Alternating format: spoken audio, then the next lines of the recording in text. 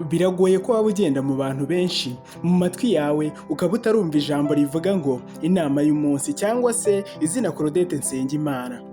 Yibye imitima ya benshi yitwaje ijwi, ubwenge bwe butangaje n'ubumenyi budasanzwe.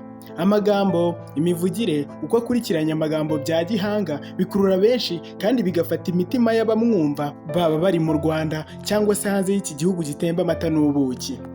Ibyo byose byatumye mfata umwanya wanjye, mpina amavi, ndicara nambara glasses zanjye, maze ntangira urugendo rudasanzwe rwo gucukumbura byimbitse ubuzima bwihariye bw'amateka ya Claudette Nsengimana.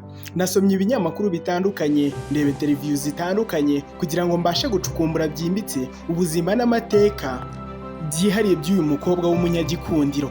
Uyu mukobwa anyuzaho benshi akanyafu yifashishije ijambo rye riba rindyohera amatwi buri gihe, waba ari ubwa mbere wumvishe ijambo rye cyangwa se ukaba usanzwe umukurikirana. Muri iki cyegeranyo cyihariye kigiye kurebera hamwe ubuzima bwihariye bwa Claudette Nsengimana, turareba ubuzima bwe kuva mu bwana, amashuri yize, uko yatangiye umwuga w'itangazamakuru, turebe uko yasezeye mu Isango Star n'aho aherereye ubu ngubu. Kuva mu bwana bwe, Claudette Nsengimana wavutse muri Gicurasi mu mwaka w'1997, ubu afite imyaka 28. Yavukiye mu murwa mukuru w'igihugu cy'u Rwanda, i Kigali, aho avukana n'abavandimwe be 5, murumuna we w'umukobwa umwe, abandi bose bakaba ari abahungu. Uyu munyagikundiro ababyeyi be bombi arabafite. Uyu mukobwa mwiza w'umunyarwandakazi wakuze ari umukunzi w'itangazamakuru cyane kandi akaba yari n'umuhanga utekereza neza, yaje kuba umunyamakuru wa radiyo na televiziyo, umujyanama mu by'imitekerereze n'umuhanga w'ibikorwa by'ubuhanzi. Uyu munyagikundiro akaba n'inyamamare, yamenyekanye cyane ku bw'akazi ke yakoragaho kuri radiyo ikundwa na bose izwi cyane nka Isango Star.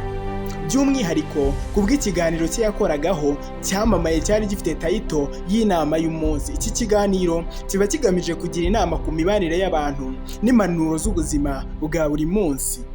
Claudette Nsengimana yize amashuri makuru muri kaminuza ya Mount Kenya, ishami rya Kigali, aho yakuye impamyabumenyi y'iciciro cya 2 cya kaminuza mu itangazamakuru. Akaba ari nayo mpamvu afite ubuhanga budasanzwe mu gusobanura no kuvuga inama zidasanzwe.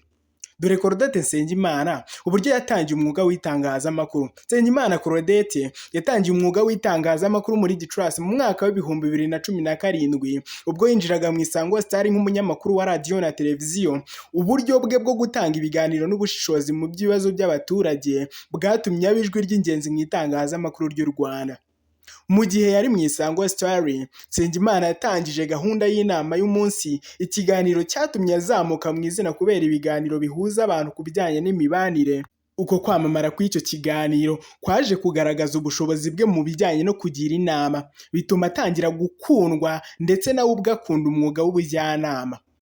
Mu gukurikirana iyi mpano ye nshyashya mu Isango Star, Nsengimana Claudette yerekeje muri Mexique mu mwaka w'2021 kwiga icyiciro cya 3 cya kaminuza muri psychology. Iki cyiciro cy'amashuri cyatangije urugendo rwe nk'umujyanama mu by'imibanire n'abantu bakundana n'ubuzima busanzwe. Hirya y'umwuga we nk'umujyanama, Nsengimana yigaragaje nk'umuhanga mu by'urukundo, ahanini agamije gutanga inama mu mibanire n'iterambere rya buri muntu. Yagize uruhare runini mu bitangazamakuru bitandukanye, aho akomeje kugira uruhare rukomeye mu kugira inama abantu benshi. Claudette Nsengimana dore uburyo yafashe umwanzuro wo gusezera mu Isango Star.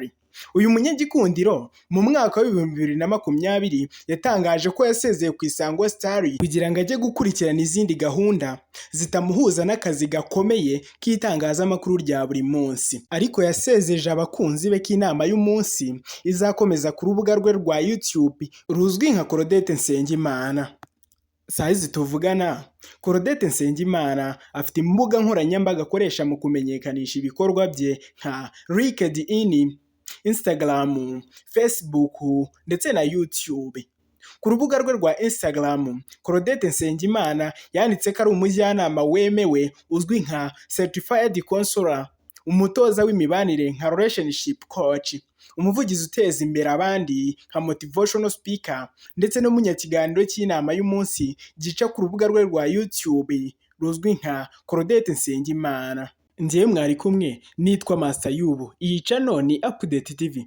Dukandire subscribe, ukandire like kuri iyi video, wandike comment nimba waryohewe, ubundi ukoresha iyi video kugira ngo usangize ubuzima budasanzwe bwa Claudette Nsengimana bagenzi bawe. Ndabizi ko benshi bamukunda. Murakoze cyane.